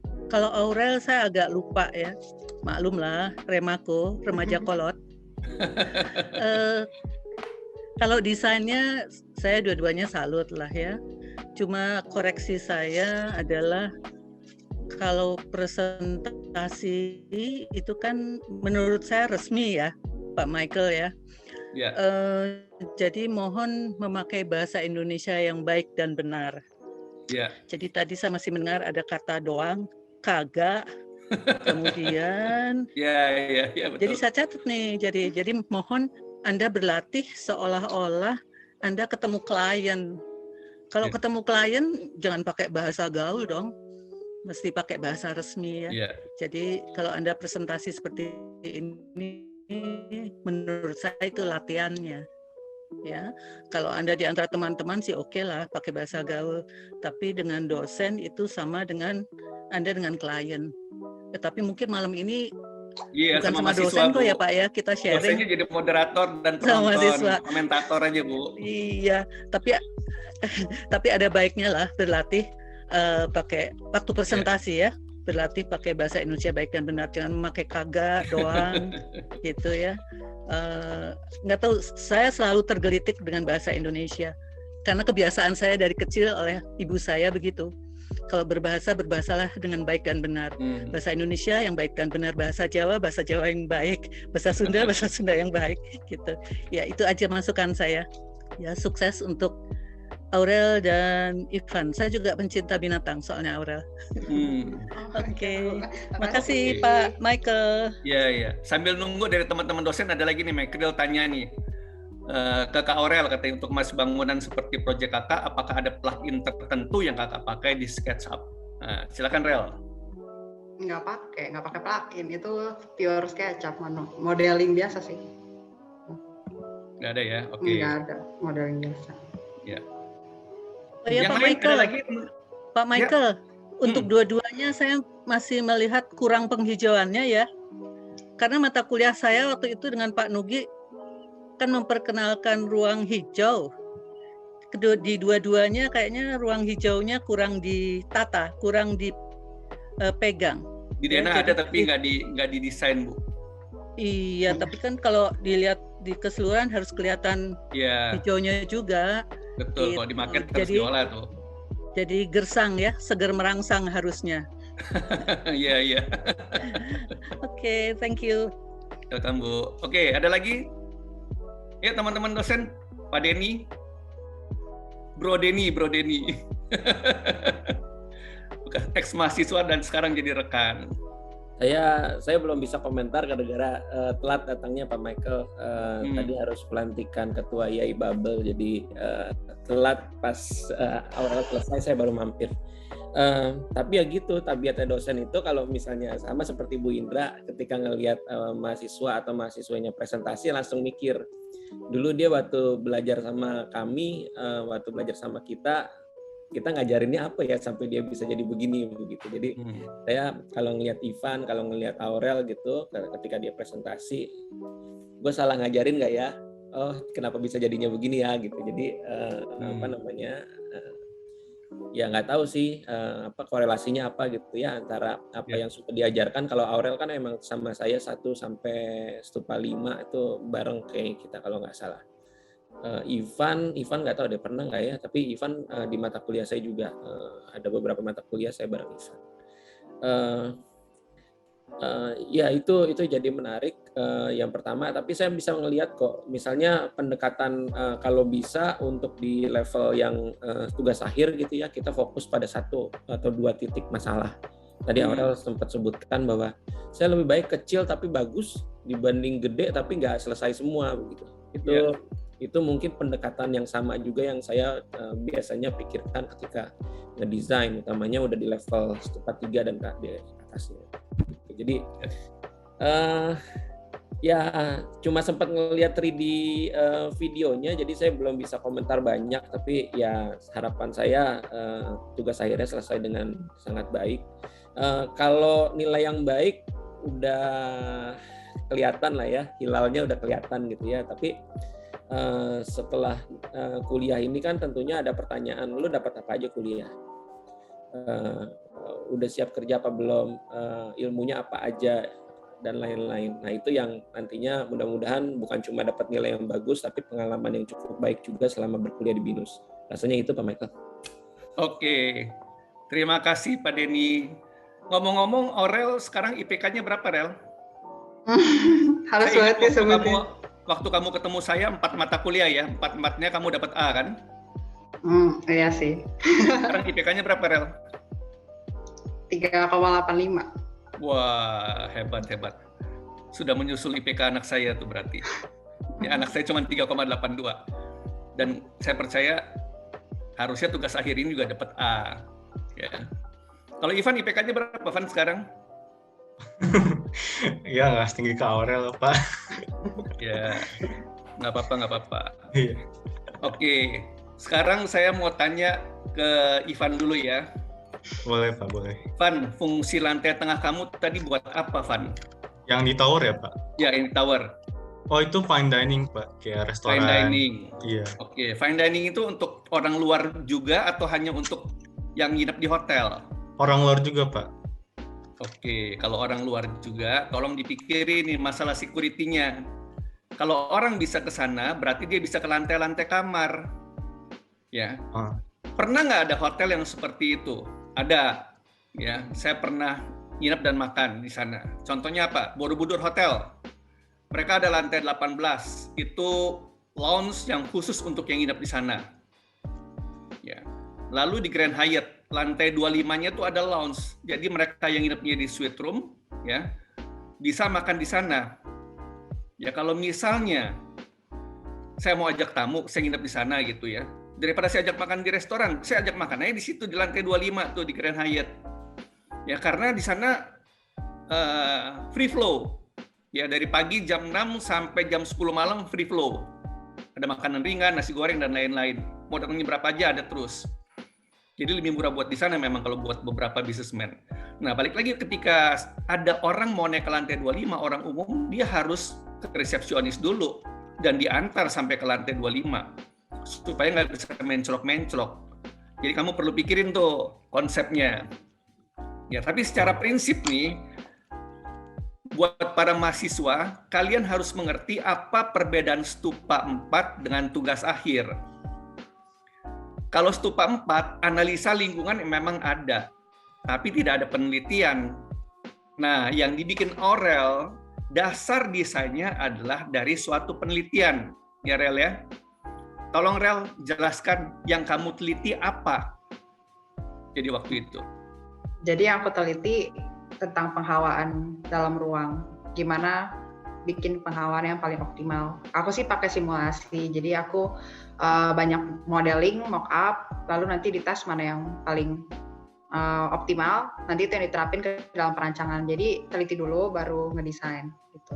Kalau aku kualitatif, ada yang aku kuantitatif, ada yang kualitatif, lebih kayak baca jurnal nanti diterapin di penelitian. Tapi semua base neliti dulu baru desain, bukan desain dulu terus nanti cocok-cocokin gitu. Ya. Jadi sekali lagi, buat yang mau tugas akhir supaya ada bayangan, kalian perlu berpikir nih, nanti penelitiannya apa? Karena di paper itu selama 1,5 sampai 2 bulan, kalian full konsentrasi melakukan penelitian. Hasil penelitian ini masuk ke studio dibawa, bagaimana mengimplementasikannya. Jadi waktu di studio, kalian jangan berpikir lagi, saya perlu ruang ini berapa gede ya? Wah, itu udah ada di penelitian semua tuh. Jadi waktu ngedesain nggak usah pikirin ruang apa lagi yang dibutuhkan, tapi langsung masuk ke gimana nih ngedesain dari ruang yang sudah diteliti di tahap paper. Ya, oke. Terus, Van, tolong tayangkan Van Dena ground floor kamu, Van. Sambil nunggu kalau ada teman-teman masih mau interrupt tanya, silahkan ya. Ini sambil isi waktu, saya mau membahas contoh yang dibikin oleh Ivan dan nanti oleh Aurel ya. Van, boleh tahu Van, kamu dapat nilai apa Van stupa ini? Belum ada Pak. Belum ada ya? Iya, belum keluar nilainya. Oke. Ground floor Van. Oke, slideshow dong. Ini skala berapa Van? Oh, kalau di mana ya? Kalau di PPT ini saya nggak bikin berskala, Pak. Tapi dari gambar asli kan kamu pindahin ke PPT kan? Iya. Iya, waktu bikin ini gambar skala asli, berapa? 1 banding sekitar 400-an kayaknya sih, Pak. Oh, kalau 400-an berarti nggak kelihatan ketebalan beda kaca sama dinding ya? Iya. Oke, saya cuman berpikir begini nih. Ya, tadi Bu Indra bilang hijaunya memang nggak didesain nih, ya. Jadi katanya lebih baik kalau bisa didesain. Van, coba kamu pikirin, ini ketika ada mobil mau ngambil sampah, hotel ini sampahnya banyak loh. Iya, Pak. Gimana aksesnya? Terus saya belum lihat di mana bak sampahnya itu. Terus gimana bak sampah tersebut terhadap lantai typical floor? Nah, ada nggak? Kalau bak sampah sih kayak saya kemarin belum sempat kepikiran sih, Pak. Oke, belum kepikir ya. Iya. Oke, yang berikutnya kalau gitu ya. Tangga kebakaran, kamu bisa di zoom nggak ini? Zoom in nggak denahnya ini? Bisa nggak ya? Oh, bisa. Oke. Nah, tolong perhatikan tangga kebakaran. Kasih lihat lagi yang 2 di taman. Bisa. Ya. Tangga kebakaran yang di sebelah kiri 2 itu benar posisinya keluar bukannya. Ya. Pertanyaan saya, kenapa itu ada 2 tangga kebakaran di ground floor, arah pintunya ke dalam? Padahal kan orang kan keluar. Oh iya, harusnya keluar floor. Pak, iya. Iya kan? Iya, harusnya keluar, Pak. Harusnya keluar. Ya, ini error. Kalau toh keluar, saya pernah tidak meluluskan mahasiswa tugas akhir yang bikin tangga kebakaran posisi seperti kira-kira punya kamu nih. Kenapa saya tidak luluskan? Karena begitu dia keluar di ground floor, ini asap banyak. Orang mati bukan karena api dulu, tapi karena asap.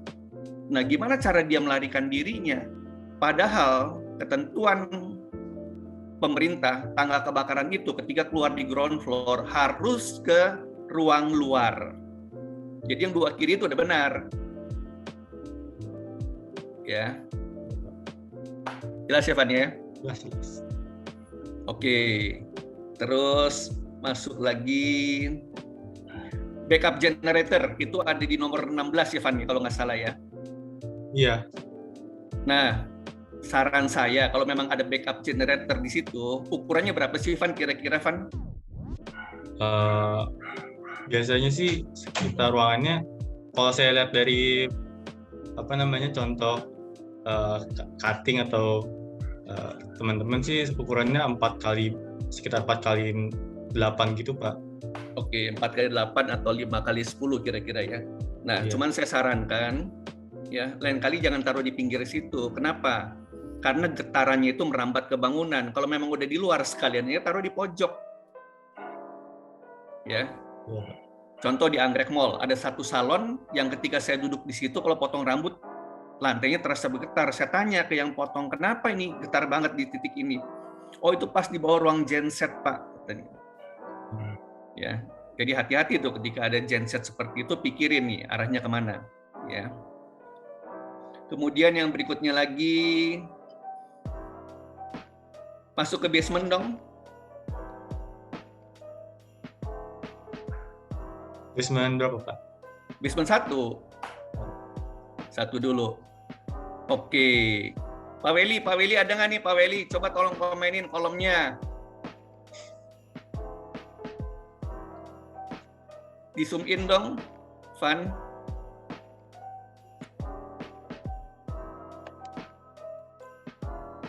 Silakan Pak Weli mau komen nggak? Kalau nggak ada, tolong di zoom in lagi, dikit lagi. Saya mau lihat tangga kebakarannya, Van. Udah mentok, Pak. Ya, tangga kebakarannya ya. Coba kamu lihat begitu buka pintu, orang langsung naik ke atas, betul kan? Iya. Coba kamu tunjuk titik naik ke atasnya di mana? Ini, Pak, yang Salah sini. dong. Sini, Pak. Yang mana? Iya, Sini. yang itu naik ke atas kan? Iya. Nah, sebenarnya seharusnya yang naik ke atas itu adanya di ujung. Kenapa di ujung? Karena begitu orang panik, ini udah dorong-dorongan nih. Begitu orang masuk kan maunya sejauh mungkin supaya dia langsung naik ke atas. Jadi nggak mungkin orang masuk langsung nikung ke kiri gitu. Kalau mau lebih baik seperti itu. Ya. Oke, Pak. Saya bisa ngomong gini karena saya dulu di developer yang bangun apartemen, office building, shopping center, dan hotel. Jadi kami biasa sebagai pemakai gitu ya. Kalau soal ngedesain dulu waktu saya mahasiswa mah jauh dibandingin Ivan dan Aurel deh. Saya bukan otak kanan. Ini otak kanan yang bisa ngedesain begini hebat nih.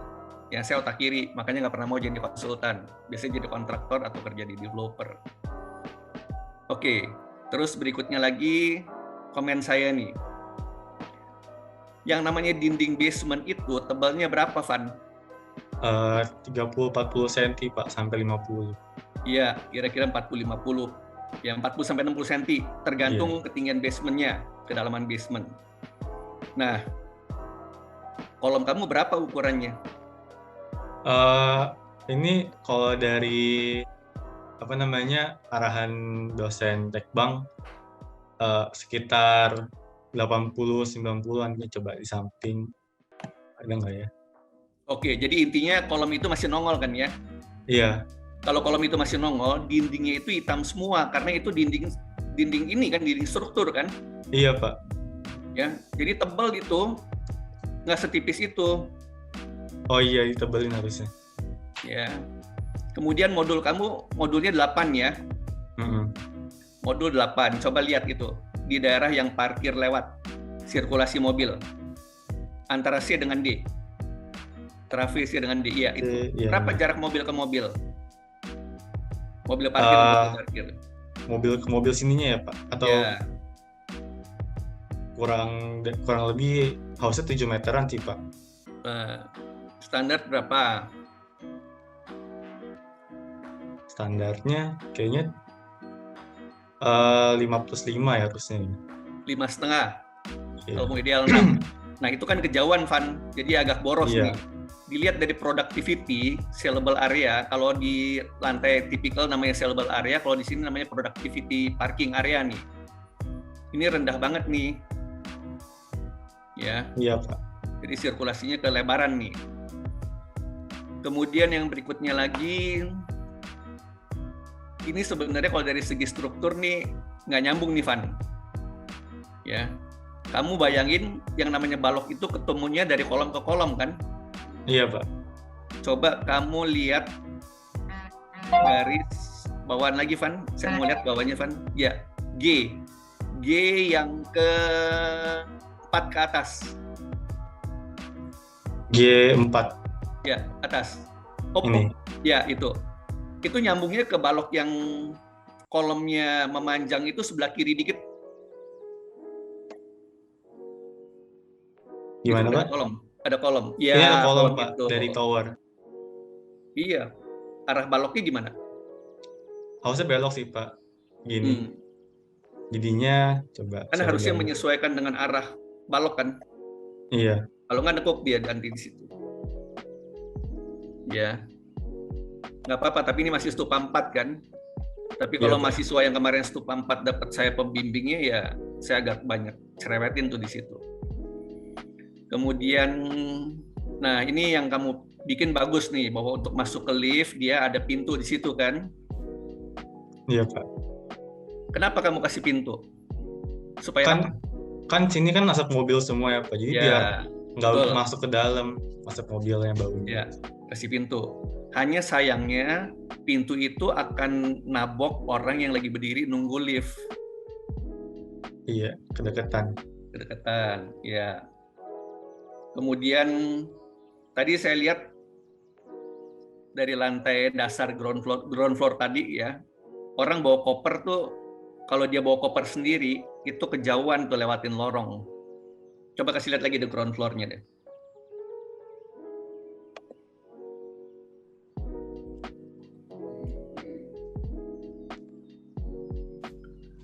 Nah ini.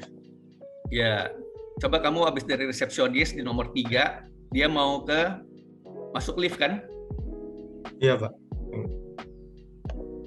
Loh, bukannya di bawahnya? Di bawahnya ya dong. Ini kepencet tadi lama. Nah ini dia. Dari nomor 3 dia mau ke lift. Agak lewat lorong kan? Ya. Terus saya mau tanya, kalau orang pegawai hotel mau bawain koper gede, lewat mana dia? Koper gedenya, ini kan ada servis, harusnya sini ada pintu lagi sih Pak. Ini kan servis liftnya di sini.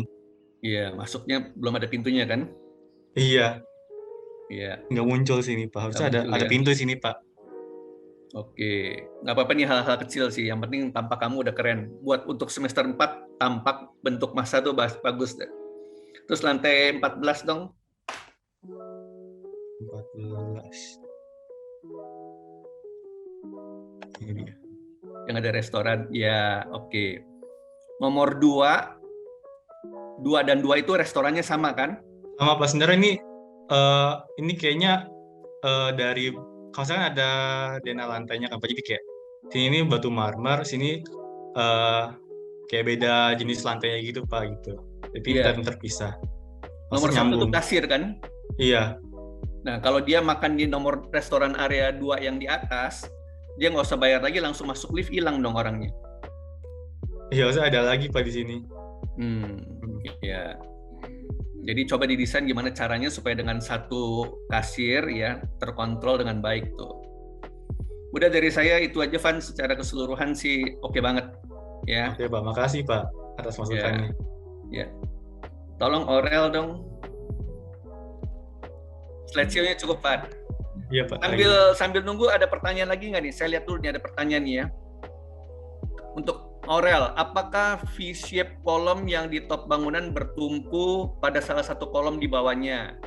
Juga tadi kalau saya tidak salah lihat ada transfer beam di lantai atas. Biasanya transfer beam itu di bawah bukan di bawah apa sih? Di bawah bukan di lantai atas ya, di bawahnya 2 kali.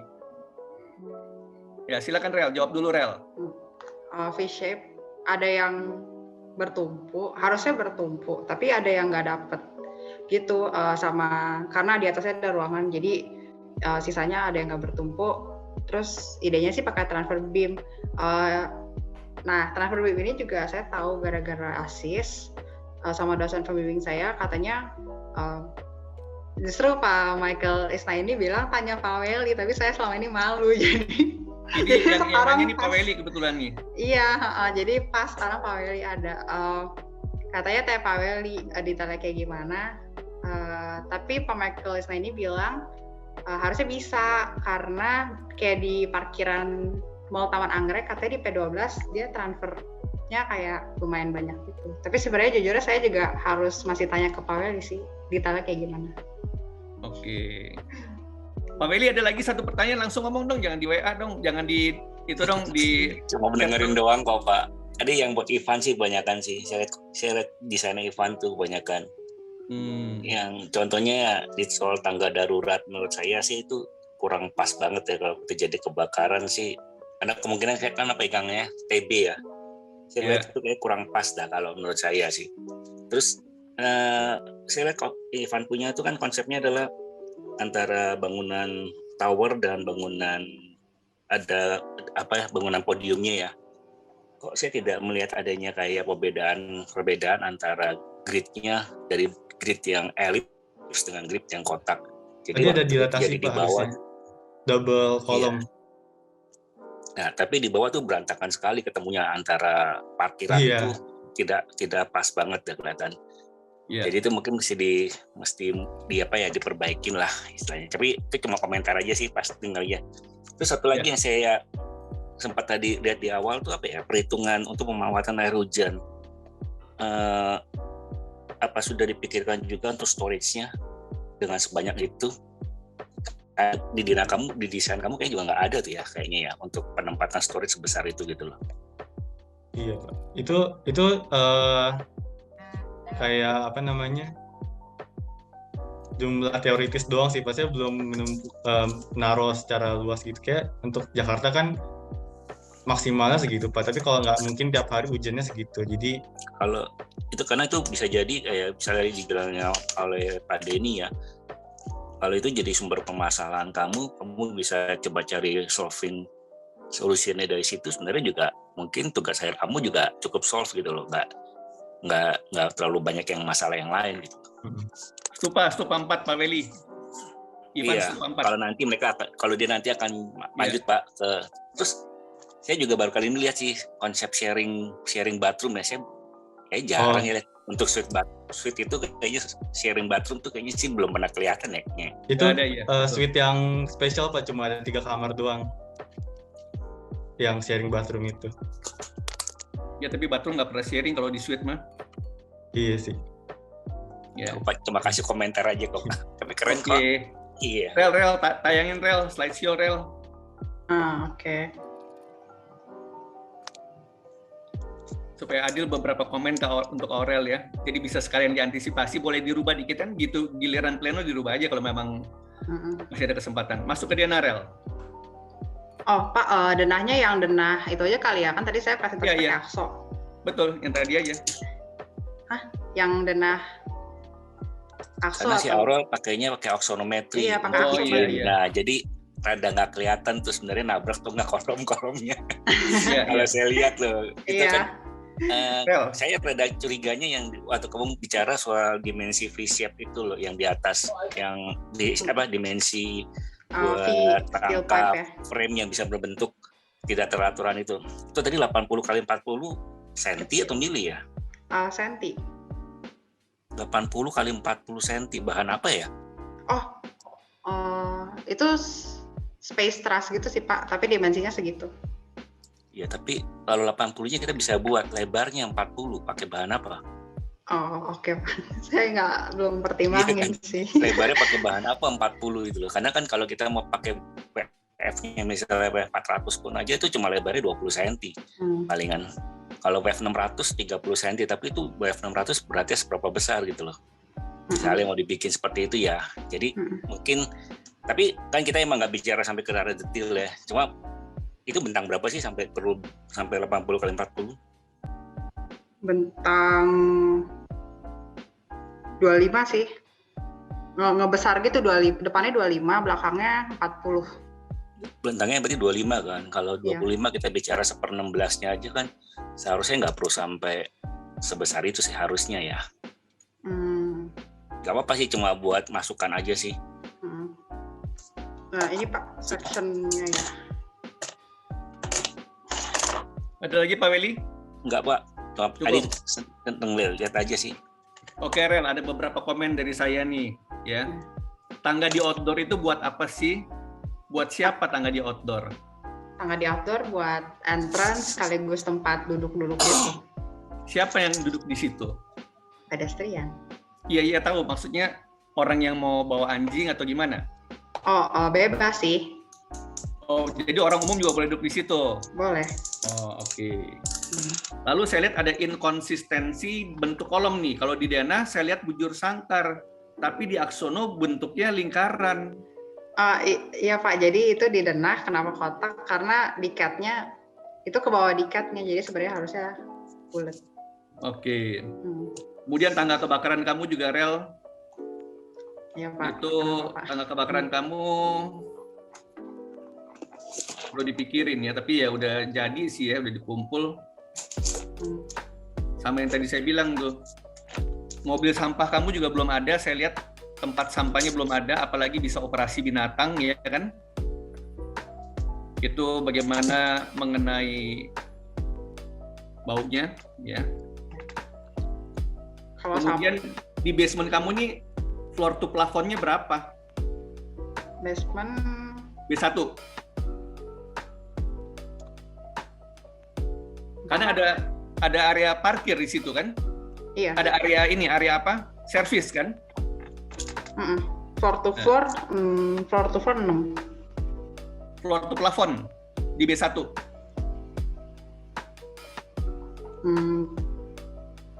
Plafon di servisnya ya? Iya, sampai di bawah balok kan? Oh iya. 5 ya oke, masih bisa lewat truk kan kalau kayak gitu kan? Ya paling nggak L300 itu lewat di situ. Saya belum lihat mobil sampah, kemudian di dock lobby ya, dock lobby itu pintu liftnya itu akan mengganggu orang yang mau masuk lift, akan terganggu oleh orang yang keluar masuk dari pintu di dock lobby. Nah iya itu tuh, ya karena dia berdiri nunggu di situ kan. Ya. Tapi isi kecil 8 meter sih, tetap dekat sih. Iya. Dari saya satu lagi yaitu kolom itu nanggung tuh rel yang ada di apa tuh? Chemoterapi room ya. Ini. Kemudian kolomnya pasang di dinding aja di situ mah. Sama di kirinya. Oke, teman-teman. Waktunya pas banget nih. Ya tinggal 1 menit lagi selesai. Saya udah diingatin oleh Himars ya, saudari Adila, katanya waktunya selesai. Oke, waktunya selesai, kita mau foto bareng dulu ya. Aurel, Ivan, luar biasa desain kalian ya. Buat Ivan, menurut saya itu kamu yang penting jangan kecil hati nih. Karena saya percaya dengan keberanian kamu desain seperti itu pondasi yang luar biasa, dan saya percaya di tugas akhir hasil kamu bisa nggak kalah dengan Aurel. Makasih Pak. Ya. Dulu aku nggak sebagus Ivan kok pas semester 4. Oh, denger tuh rel. Iya. Ya. Sudah, oke, buat semua teman-teman sekalian ya, teman-teman dosen, teman-teman mahasiswa ya. Terima kasih atas perhatiannya dan saya kembalikan ke Himars. Siapa Adira yang mau nutup? Silakan. Oke, terima kasih untuk Pak MC selaku moderator dan juga untuk narasumber dan terutama juga dosen-dosen sekalian yang sudah menyempatkan hadir malam ini untuk menghadiri ESearch. Mungkin ini saja penutup dari saya. Kurang lebihnya selama jalannya acara mohon dimaafkan. Sampai bertemu di ESearch ke-8, yaitu akan mengundang dari tim Delusion, dari alumni Binusian juga, Muhammad Ega. Untuk infonya nanti bisa saya share ke grup ke dosen dan teman-teman sekalian.